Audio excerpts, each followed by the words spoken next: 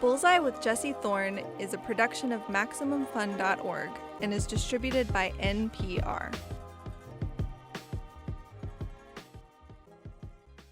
I'm Jesse Thorn. It's Bullseye.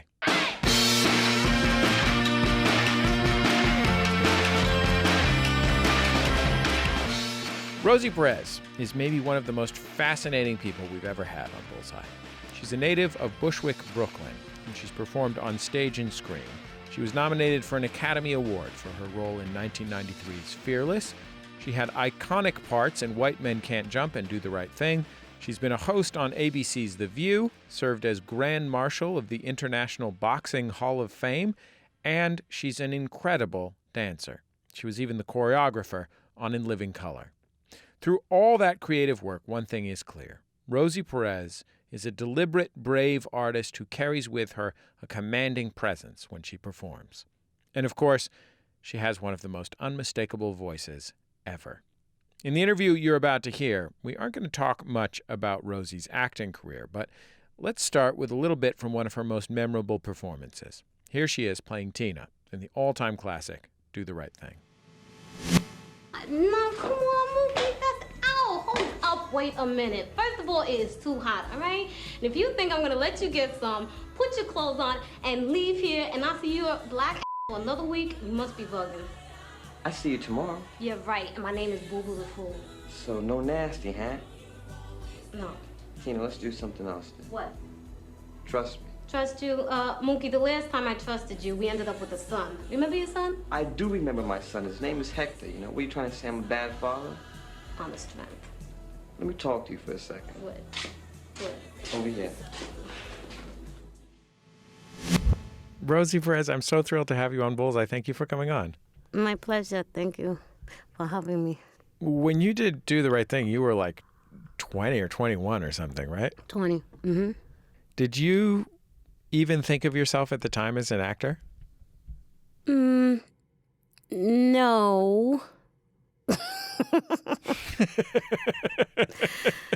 I had acted. The nuns put me on the stage early on. I was the lead bunny in the Easter parade show, and I was Lucy in Charlie Brown's Christmas. And I never wanted to do it. And they, get on the stage, so, so it wasn't my first acting gig, if you will. But I never counted that. So, but, when Spike first met me, he told me I was an actress. And I said, no, I'm not. He goes, oh, yes, you are. And so, who knows? You met him in very unusual circumstances. Mm-hmm. That's an old story. I'll do the clip notes. You don't have to tell it, but you can if you want to. Went to a nightclub, saw girls on the stage doing a butt contest, got angry, jumped on the stage, made a mockery of it by bending over. He comes over with bodyguards, tells me to get down. I got scared. I thought they were going to kick me out of the club. And he said, tonight is fate. I said, oh, you wish. And he started laughing. And he said, my name is Spike Lee. And I said, so? And my girlfriend was like, where? That's Spike Lee. Producer gave me his card. My girlfriend called him the next day, and the rest is history. Let's talk a little bit about your early life. You referred to the nuns. You lived part of your childhood in a convent home for children.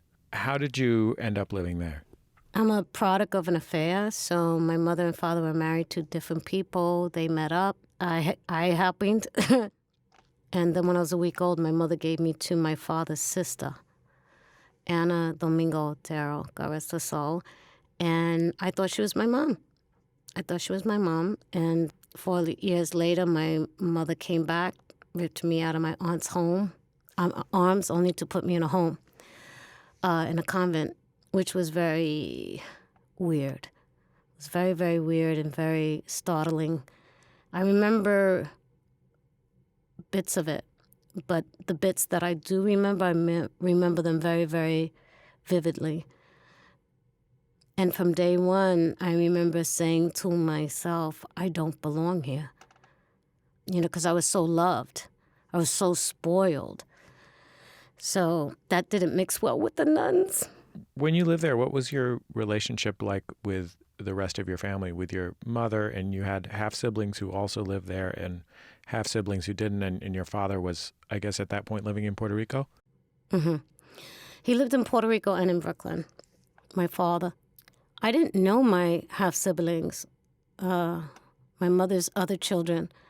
They were strangers to me, and I wanted them to be, family, but they didn't want me. And it was mainly because it wasn't their fault. It was what my mother and their father put in their head about me. I was the love child. I was the bastard child, So it was difficult. And then slowly one or two of them came around and, were very, very friendly to me. And I really appreciated that. But I never really felt part of the clan ever. So that was a little bit difficult as well. Did either of your parents ever come? Yes. My father came as often as he could. My mother didn't come that often. And when she did, I was truly made to feel different in the sense that when all of her children gathered in the cafeteria to eat, I was told to sit at the end of the table. They were served first, and I had to wait for the scraps. And then I was given the scraps. And I think that my mother did that to appease her husband. He's looking at the result of her affair. So I think that she suffered from severe mental illness. So I think in her mind, it was rational behavior to treat me that way, even though I was a little girl. My aunt came all the time, nonstop. And when I got older, I really, truly appreciated her effort because she would leave Williamsburg, Brooklyn, and go upstate New York every weekend, rain, sleet, or snow, to see me. And I remember when I was older, I said, "Why did you do that?" And she said, "Because I had to." And I said, "Why did you have to?" She goes, "Because I love you. I love you, so I had to." And that's pure unconditional love. And my father, when he would come to visit me, it was more like a date with my dad. He always took me out to eat. He always took me shopping. He would take me places to see around the area. And it was special. I just didn't treat him right because I was angry. And, it didn't take me till I got a little bit older to really understand what was going on. And once I did, I felt really, really bad as to how I treated him because that man never gave up on me, ever. So, and he didn't have rights at the time because I didn't have his last name. I was thinking about your mom, who was schizophrenic, although you didn't know it at the time when you were a kid. And I was thinking about, there's schizophrenia runs in my family. I have an uncle who was schizophrenic. And, my uncle was very severely schizophrenic by the time I can remember. But it was very difficult for me to understand. And I had a friend in high school whose mother was, I think, schizophrenic, although much more manageably so. My uncle was institutionalized and she was able to work and she had a family and so forth. And the feeling that I remember from both of those situations, one when I was, a younger kid with my uncle and one when I was a teenager with my friend's mom when I was in her house, was how unsettling the unpredictability of it was, specifically. Like, not even that all things were horribly negative or brutal or anything, but just that when you're a kid, you just are trying to figure out what the rules of life are. And it's very hard to do that when the ground is shifting under your feet in that way. That's well said. Yeah, that's you got that right. Yeah. So you're always walking on eggshells, waiting for the crack. Did you think when the nuns at the home told you that you were talented, did you agree with them? Like, were you proud of being good at performing? I had a lot of confidence, even though I was very, very insecure in a lot of ways. Even when I was little, I think because I was so loved initially and so spoiled, I had a sense of myself. The insecurity was not having a foundation of family and love and support. But I knew I could do whatever they asked me to do.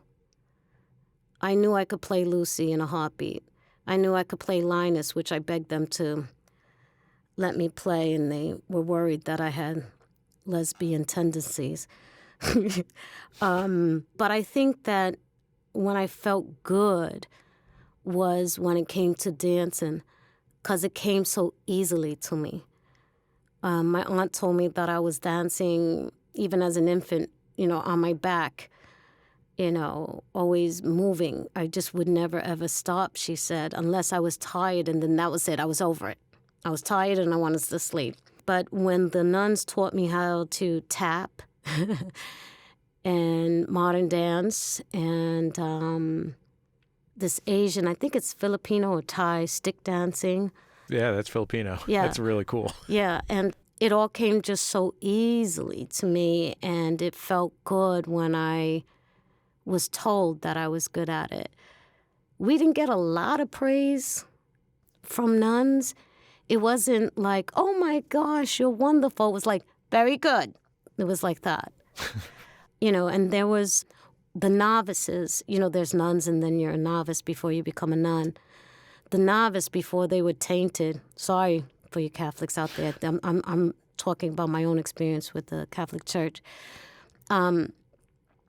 They were giddy about something that a child would do well there.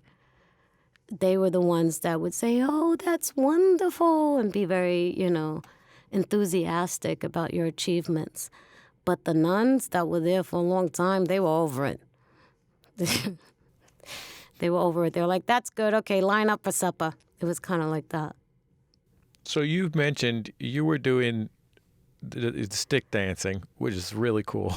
I did a little bit of that in high school with the Filipino club. It was really fun. It is fun. There's a lot of banging sticks. Yeah. It's like also kind of a martial art. But you were doing that, and then you were doing tap.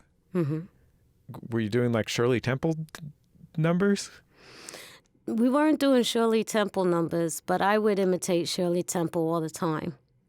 I didn't connect it because I was so traumatized being thrown into that situation at the home. But later I discovered why I loved Shirley Temple so much. It was that was my aunt's favorite as well. So she was obsessed with her, and so we used to watch Shirley Temple movies together all the time. So I would do that on my own. That wasn't really what the nuns had taught us. They taught us more Sammy Davis Jr. I don't know why, don't ask me. But I guess he tickled their fancy, So, yeah. Are there things that you did when you were in that home that you think back on very fondly? Like, were there sources of happiness for you in that situation? Yes. There was this one nun, her name was Sister Ann. She was a novice, and then she became a nun. And I remember I used to tell her, don't do it. But she was so kind to me, and she was so funny. And we used to have good times where I would read a book, and I would discuss the book with her at length. And she just showed so much patience with me and would endure my long soliloquies about whatever. And she was very kind. And there was another nun, Sister Antoinette, and one of my punishments was they withheld food. That's why I'm a greedy slob this day. I have no control when it comes to food. And I know through therapy it goes back to that, where they withheld food as punishment. And Sister Antoinette was in charge of the kitchen. And me and this one girl, I don't want to say her name because she's still alive, but she was crazy. She and I were close friends. And one night, I'm starving. My stomach is growling. And she wakes me up when everyone's asleep. And she said, let's sneak down to the kitchen. And I was a very good girl. I just had a bad temper because I wasn't happy. But I was a very good girl. And I said, no, we're going to get in trouble. They're going to beat us. And she said, no, come on. Everyone's asleep. And we went down to the kitchen. And we were just stuffing the food in our mouths. And Sister Antoinette clicks on the lights. And I just started crying because I just thought, that's it. I'm going to get the crap beat out of me right now. And she just looked at us and she goes, let me make you a cheese sandwich. And we were both like shaking in our slippers and I just couldn't be still. I was so scared. And she said, sit down. And she made us sandwiches. So every time after that, every time I got punished, she would kind of look at me and wink, and I knew I could sneak down and she would give me food. So that was very nice.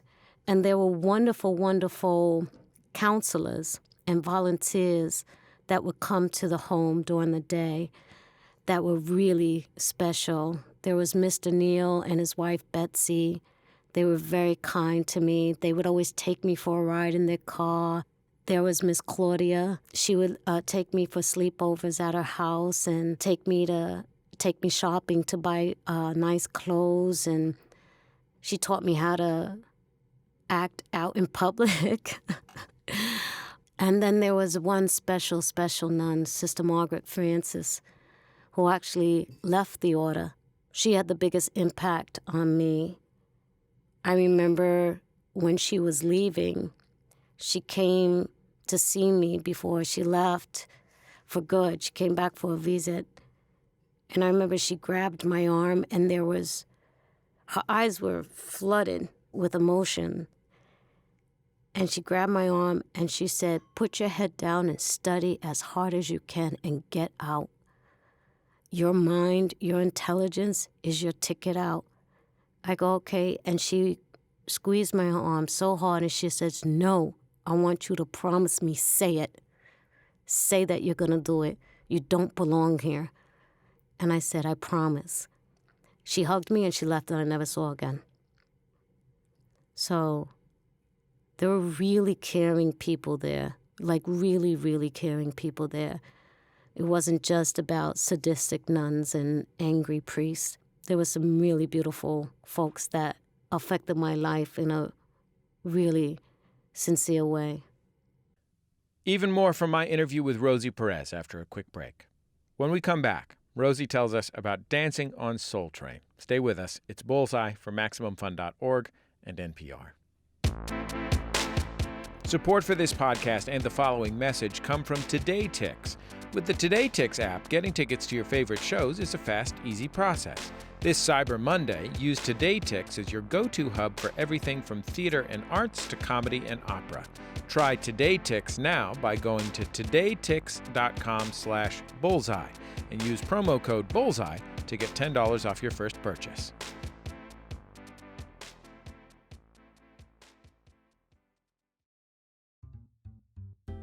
Hi, I'm Renee Colbert. I'm Alexis Preston. And we're the hosts of the smash hit podcast, Can I Pet Your Dog? Now, Alexis. Yes. We got big news. Uh-oh. Since last we did a promo, our dogs have become famous. World famous. Stars on the Hollywood Walk of Fame. Second big news. Mm-hmm. The reviews are in. Mm-hmm. Take yourself to Apple Podcasts. You know what you're going to hear? We're happy. It's true. We're a delight, a great distraction from the world. I like that part a lot. So if that's what you guys are looking for, you got to check out our show. But what else can they expect? We've got dog tech, dog news, celebrities with their dogs, all dog things. All the dog things. So if that interests you, well, get yourself on over to Maximum Fun every Tuesday. This week on the StoryCorps podcast from NPR, we take you back to 2015, when Asma Jama, a Somali-American woman, was assaulted for speaking Swahili at a restaurant. Tune in to hear how Asma found support from an unlikely source, the sister of the woman who attacked her. Welcome back to Bullseye. I'm Jesse Thorn. My guest is the actor, TV host, dancer, and celebrated boxing enthusiast Rosie Perez. She's performed in classic films like White Men Can't Jump and Do the Right Thing, among many, many others. She's also a brilliantly talented dancer and choreographer. She got her first big break on Soul Train. Let's get back into our conversation. Have you ever seen the Werner Herzog documentary, Little Dieter Needs to Fly? No. It's about this guy who served in the Air Force. His name is Dieter. And he was a prisoner of war in Laos and was held captive and forced to march and all these really horrible things. And there's a scene in the movie. He's in his house in Marin County in California. And it's a pretty nice house, and he's okay. And he goes into his kitchen, and he lifts up the floor, and he shows that he has like enough food for like years. Mm-hmm. And he says, I can only sleep knowing that this food is here. Hmm. And I was listening to you years ago on a show on WNYC in New York that was like a Desert Island Discs kind of thing, like a what would you bring if you were, if you were stranded on a desert island for a year or something.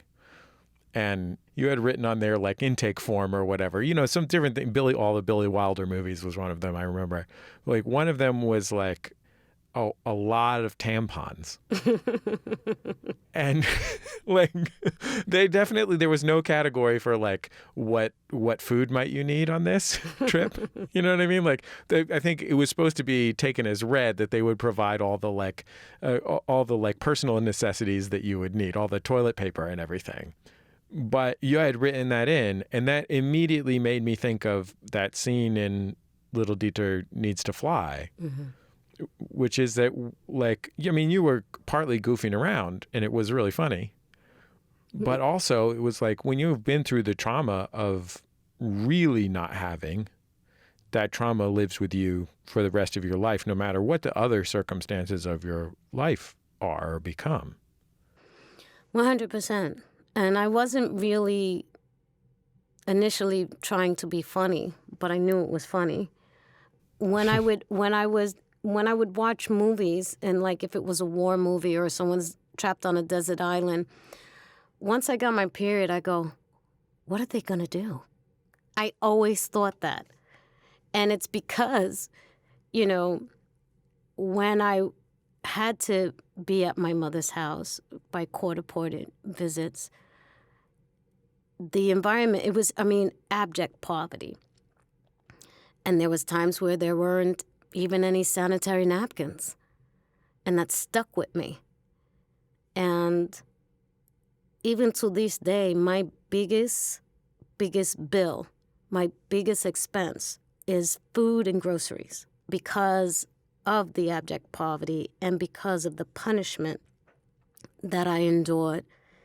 And it drives my husband crazy, because he goes, why do you go to Costco? It's just us. I go, just in case, it's just, you never know if the apocalypse is going to happen, And so, and seriously speaking, after 9/11, my first stop, I went to the corner store, and I swear I almost bought out that entire store. I was terrified. I was terrified to be without. And then I realized I'm like that without a crisis. It's just a part of who I am now. And I try my hardest to manage it. But it's still difficult. It's still difficult, for me. It's a subconscious kind of reach for the, 18-pound bag of coffee beans. It's just is what it is, You ended up moving into something of a more traditional group home mm-hmm. a little later in your childhood. And you went to regular school, and this was in upstate New York, right? Mm-hmm. What was it like to go to regular school, even in the unusual circumstances of living in a group home? And I imagine most of your classmates were not living in group homes. But what was it like to go to regular school when you had spent, years of your elementary school age life in this, very difficult and also very insular environment of the convent. Mm-hmm. First of all, the group home was different as to what people know what group homes are today. It wasn't run by the state. It was run by the Catholic Church. So that one was different in itself. And this one was a specific group home for either academically or socially advanced kids that they thought could make it in the quote-unquote outside world. We had a nice house, a car, group home parents, which was weird as hell, and 8 other girls. And it was bittersweet because as soon as you left the house, whether you were standing on the front lawn in the plush, 2-acre lawn, on the plush 2-acre lawn, you knew immediately from the other kids in the neighborhood that you were different. And they were sure to let you know it. When you went on the school bus, it was the same thing. When you went inside the school, it was the same thing. And that shook me inside. And it made me sad, but I was too proud to show that sadness. And I had learned skills to protect myself subconsciously. And I fronted, but, most of the kids thought I was aloof and too cool for school, or they just thought I was weird, which I was. But I fell in love with suburbia. And it's so funny to me watching hipsters come to Brooklyn fleeing the suburbs. And I go, why? Yes, Brooklyn is beautiful. It's all that. I live here. I don't want to leave. But my God, I would love a weekend trip to the suburbs. It's gorgeous. Are you kidding? You don't hear your neighbors next door to you. You get in the car and there's free parking in the supermarkets. It's just lovely, and you look at the foliage and it's just wonderful. And I loved having friends who had a lot of money because I would go into their houses and I would say, oh my God, this is just like Rebecca's Sunnybrook Farms. And they were like, what? I go, Barbara Stanwyck? They didn't know what the hell I was talking about. Christmas in Connecticut? Never saw that one either. The Holiday Inn. How about the Holiday Inn? Your house is just like the Holiday Inn with Bing Crosby? Nothing? Because these were kids who had the privilege and of being casual, of being comfortably casual, that they didn't think twice about their environment. I thought about everything. And the girls in the group home, I know they resented me because I made friends outside of the group home, in the community and in the schools very quickly. Very quickly. I didn't have that much of a chip on my shoulder. And I was just a friendly person as well. But I lived for sleepovers. Are you kidding me? I remember this one sleepover, this girl, Eileen, who I'm still friends with to this day. She lived about a half a mile from where the group home was. And her mom, Jean, God bless her, she lives in Florida now, took me under her wing. And I remember one time I had told Eileen something horrible that went down in the group home, and it was very violent. And she told her mom, and I was very angry at Eileen for doing that. And her mother goes, don't be angry at my daughter. That's what friends do. She told me because she cares about you. I went, what? That was weird to me. And she goes, my God, what they did to you there. You could come here anytime you want. And it was like my second home. It was my second home. And I remember the first time Jean made us hot cocoa with mini marshmallows. I went, oh my God, we're like a commercial. And they thought I was hilarious. And I wasn't being funny at the time, but I knew it was funny. And I would laugh along with it. And then we would watch The Muppet Show and sing the opening to The Muppet Show with our hot coffees with mini marshmallows in it. And I'm just twinkling my toes with joy.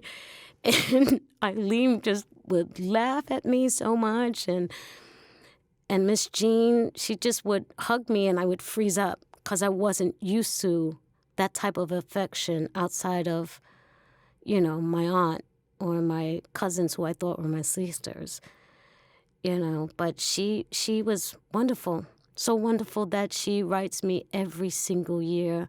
She sends me a Christmas card. She sends me an Easter card, tells me Happy New Year. Eileen always gives me update letters, which I love. That's so suburbia, too, So Do you get those kind of Christmas cards that have pictures of the whole family that you print out at the drugstore or whatever? Exactly. And they all have those ugly Christmas sweaters on. Yes, and I put them all on the refrigerator. My husband goes, I don't get it.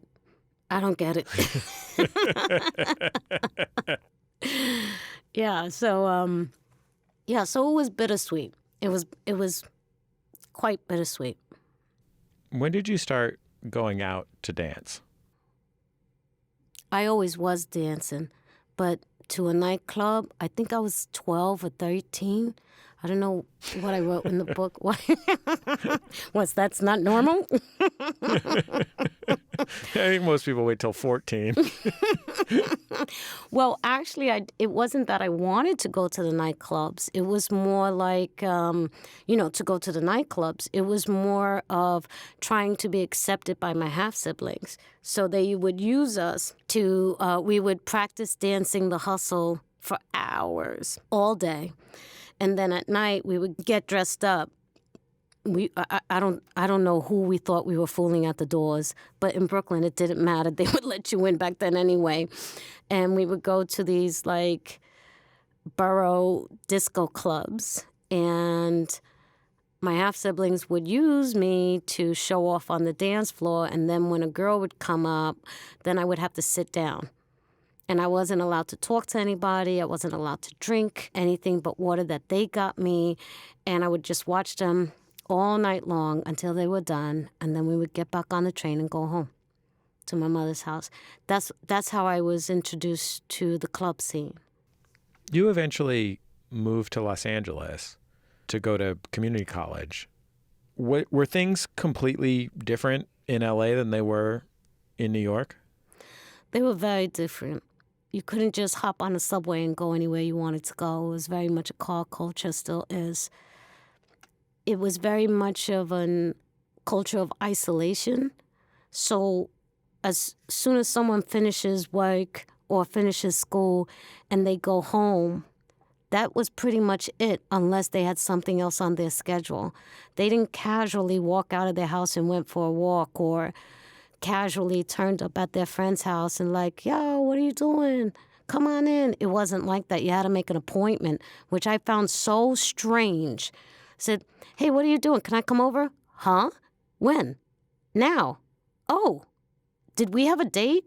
What are you talking about? You're my friend. What do you mean a date? I got to make a date with you to see you? So it was very different. It was very unsettling. And it was also extremely dangerous.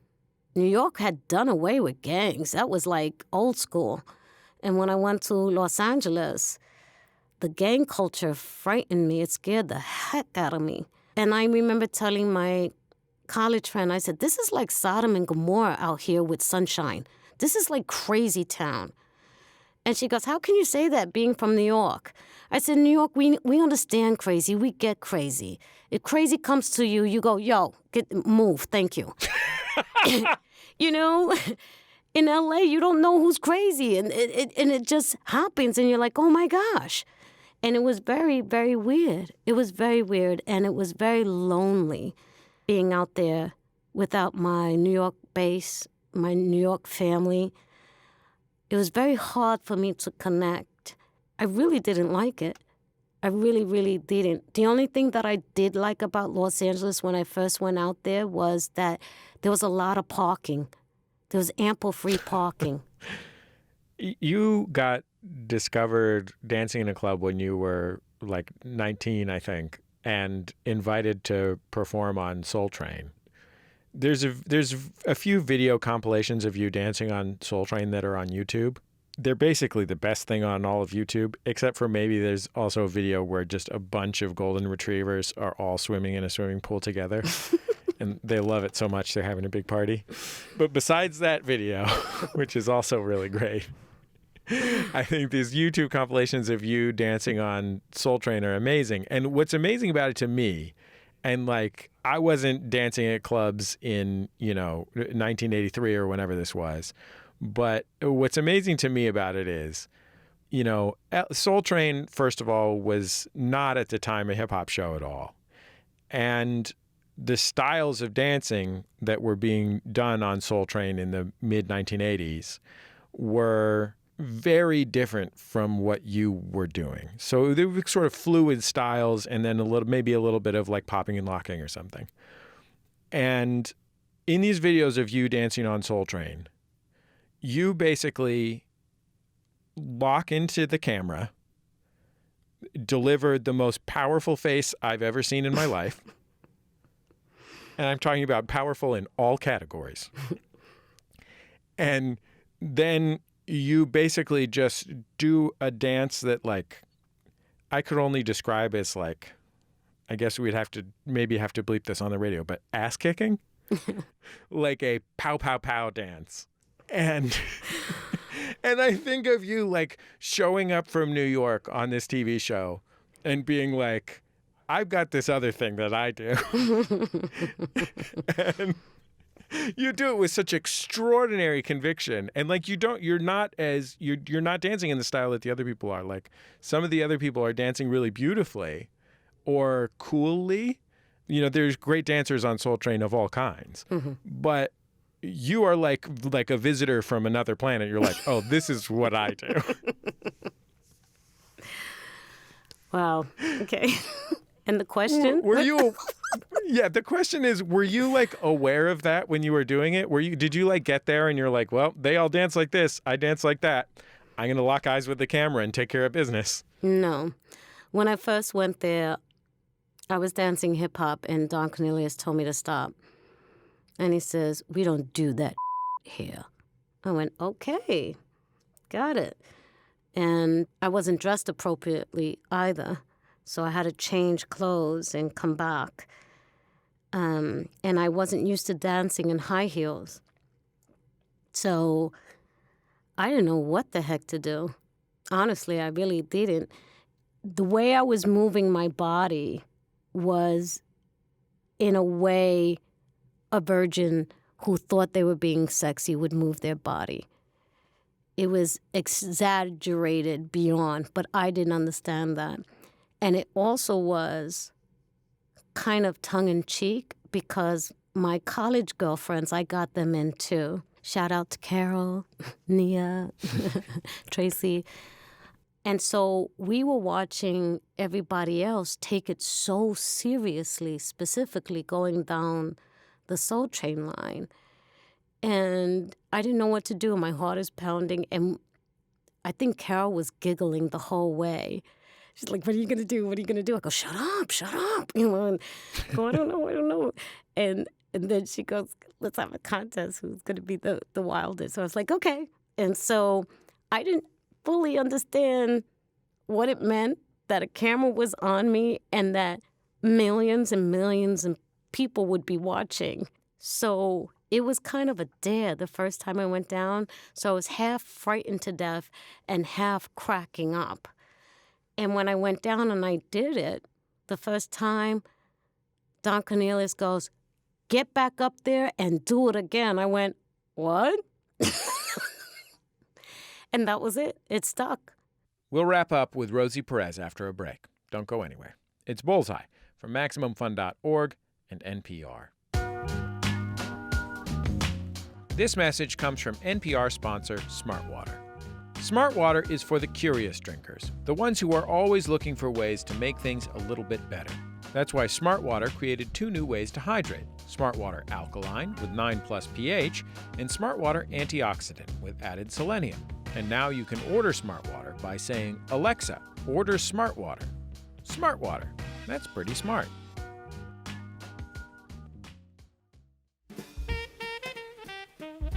Hey, cool shirt. Oh, this? Thanks. I got it at maxfunstore.com. Maxfunstore.com. That's strange. I visited maxfunstore.com a few weeks ago and didn't see it. That's because they've just launched a ton of new stuff. right in time for the holidays. Oh, cool. There's patches, mugs, totes, stickers, even a onesie. Nice. Those would make great gifts for everyone I know. Great, because I already got you something from there. Thanks. Now, excuse me a moment. I need to look up maxfunstore.com MaxFunStore.com. on my smartphone. You know, to see what's new. Yeah, you can't go wrong with anything from maxfunstore.com. MaxFunStore.com. How do you make an older parent struggling with health problems happy? I tell him I was getting engaged to a war photographer and that he and I just bought a parakeet named Gino. This week on NPR's Invisibilia, what happens when the roles we're used to performing with our loved ones get mixed up? It's Bullseye. I'm Jesse Thorn. My guest is Rosie Perez. You've seen her in Do the Right Thing, White Men Can't Jump, Search Party, On the View. She also choreographed the groundbreaking sketch comedy series In Living Color. Let's get back into our interview. You choreographed the Fly Girls on In Living Color. Did you know at the time the impact that was having? As, you know, I mean, that was one of the first representations of, or at least one of the first kind of first-person representations of hip-hop culture on big-time national television. 100%. 100% I knew it. I had that discussion with Keenan. And I said that very thing. I said, this will be the first time on national television, national network, you're going to see hip-hop with every show. This is big. This is big. I don't want to do that solid gold dance that's out the window. And I want the Fly Girls to look a certain way. And I want them to dance and walk a certain way. I want them to blow Middle America out of their mind. And he said, okay, do it. And after a couple of shows, I came up with the idea of booking the hip-hop artists at the end of the show. No band, no DJ, just give them a mic. If they want to sing to track, let them. If they don't, let them. And Keenan loved that idea as well. I knew exactly what I was doing. And the reason why I did know that was my time on Soul Train. Because when I started sneaking in a little bit of hip-hop moves, the other kids loved it. There were some kids that knew how to do it, and they just started to become bold and brazen as well.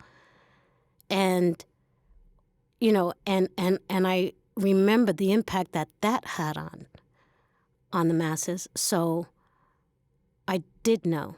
I didn't know how big of a phenomenon the Fly Girls were going to be, though. Does that make sense? Yeah. I don't want anybody to miss something that you just said, which is something that I didn't know until earlier today when a friend told me about it, which is that not only were you responsible for the choreography of the Fly Girls, who obviously did become a huge cultural phenomenon, but you were a big part of bringing music into In Living Color, that is live hip-hop, which at the time was something that basically wasn't on television, certainly not on network television. It was like roughly contemporaneous with Arsenio Hall starting to bring live hip-hop music onto late night.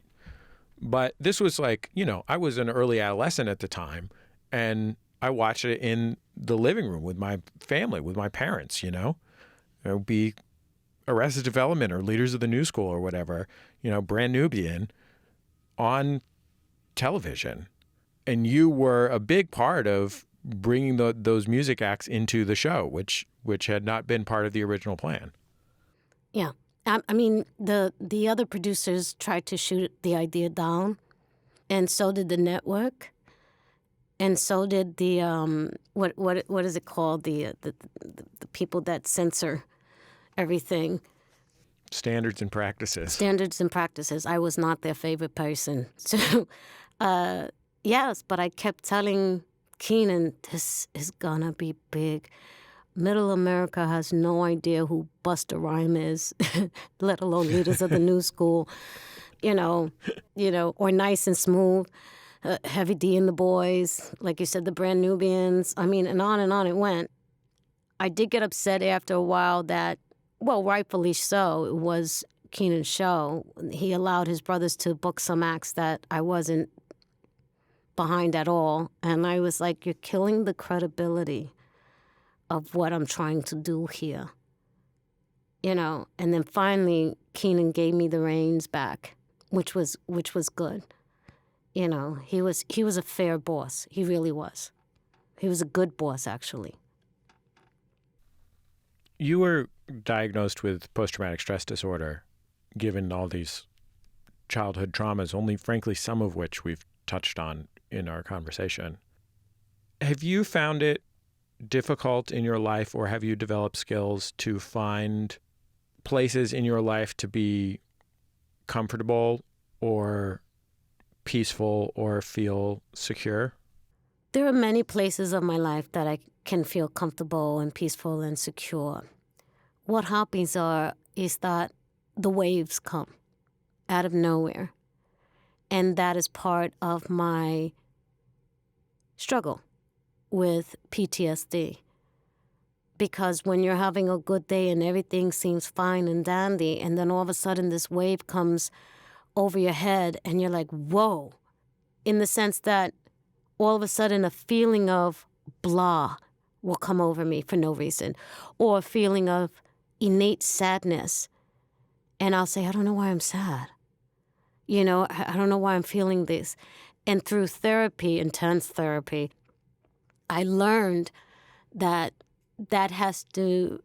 those are signs of my depression coming up to the surface. Those could be triggers of my PTSD. And thank God I got help. Thank goodness, life is so much better. I don't know if therapy's for everybody, but man, it sure has done me wonders.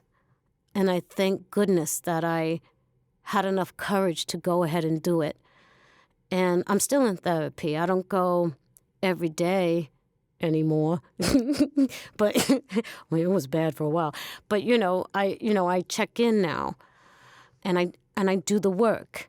I do the work, and life is so good. I have a wonderful career. I have a great career. I've done so much better in regards to my relationships with friends and family. I have a wonderful husband, a wonderful marriage. I love my charitable work. I love my activism work. It's my life is so full. And yet there are days where I feel like it's doomsday. And I have to sit down with myself and I have to do the work. And I have to remove my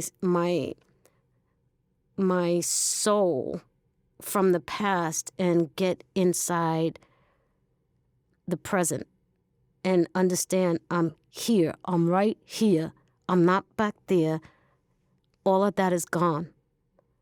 I've broken up with my past and I'm moving forward. I'm not forgetting about it, just like you don't forget about an ex-lover, but you don't want to go back to that one. You know what I'm saying? And you just want to move forward with it, but it's a struggle. And I envy people who say, I used to have PTSD and now I'm good. Wow, really? Gosh, I wonder how that feels. You know what I'm saying? For instance, how my PTSD may trigger, I could be in my kitchen, my beautiful kitchen that my husband redid for me. And I'm cooking away, my favorite pastime, cooking and eating. And then all of a sudden, I will have this sense that someone's going to come up behind me in my own house with the locked door, with a knife and stab me in the neck. It's completely irrational. And that thought and that image of someone possibly behind me happens in a nanosecond. And I'll turn around. And I have to tell myself nobody's there. You're out of danger. You're not in the home. You're not in your mother's house or the dangerous streets of Bushwick. You're not there anymore. It's just a PTSD flash. Calm down. And I'll take a deep breath. But those still happen. They don't happen all the time as they used to, but they still come. That's what I call a wave. I heard this acceptance speech from the great late Helen Thomas, the White House correspondent. I was privileged enough to be at the banquet that she was receiving the award for her work in journalism. And she had said that she was very nervous about her first assignment overseas, which was covering the Kennedys' trip. I don't know if it was to France or England. And she was stressing herself out. And the woman that she was staying with, another fellow journalist in France, I think it was France, told her, you need to calm down. You need to calm. Why are you so nervous? And she goes, I think I'm going to fail. She goes, where's that from? She goes, I don't know, but I just feel like I'm so scared of failing. And she says, well, you know what you need to do? You need to go down to my cellar, my wine cellar, pick out the best bottle, and we're going to crack it open and have a good time. And she said, are you crazy? We have to get up in the morning. She goes, even more reason to do it. Helen Thomas goes downstairs. She picks out a bottle of wine. Her friend looks at the bottle and says, oh, no. Life's too short to drink the house wine. Go downstairs and get the good stuff, honey. And I live by that code. Life's too short to drink the house wine. Go get the good stuff in life, whether it be therapy or a walk or a wonderful partner or a beautiful home or living out your dream career. That's the good stuff. Hold on to it. Having a best friend that you could call at 3 o'clock in the morning, like my girlfriend Julie Shannon or Ileana. Having a sister like my sister Carmen, who's ride or die. That's the good stuff. And when those waves come, I always tell myself, life's too short to drink the house wine. Go get the good stuff. Well, Rosie, you have dinner reservations, and I got to take my daughter to a birthday party. So I'm going to cut it short. I'm sorry that we didn't talk too much about your amazing acting work, which is one of the reasons that I invited you on the program, but I am so, so grateful to have gotten to talk to you, and I thank you very, very much for coming on Bullseye. I really admire you and your work, and thank you. Thank you for this wonderful interview. I really enjoyed it. I was thinking, dear God, I hope it doesn't suck, and it truly did not. So thank you. And also, real talk, Rosie, like usually when somebody comes and does an interview, and this is for understandable reasons, people do an interview because they got something to sell. And you're not here because you got something to sell. You're here out of the kindness of your heart because I bothered you on Twitter. And I'm very grateful to you for taking all this time for that reason. It's very, very kind of you. So thank you very much. Well, thank you. And I am a fan of your show, so there's that too. Rosie Perez. Like we said in the interview, she doesn't really have anything to promote right now, so what can we plug? She's basically great in everything that she does. She's also the co-founder of the Urban Arts Partnership. It's a long-running New York nonprofit that works in education and the arts. You can find them online at urbanarts.org. That's the end of another episode of Bullseye. Bullseye is produced at MaximumFun.org headquarters overlooking MacArthur Park in beautiful Los Angeles, California, where my producer Kevin saw a kid take a giant palm frond that was on the ground and throw it in the trash, helping to keep our park beautiful. What's the generation after millennials called? I don't remember, but they're good folks. The show is produced by Speaking Into Microphones. Our producer is Kevin Ferguson. Jesus Ambrosio is our associate producer. We get help from Casey O'Brien. Our production fellows are Jordan Cowling and Melissa Duenas. Our interstitial music is by Dan Wally, also known as DJ W.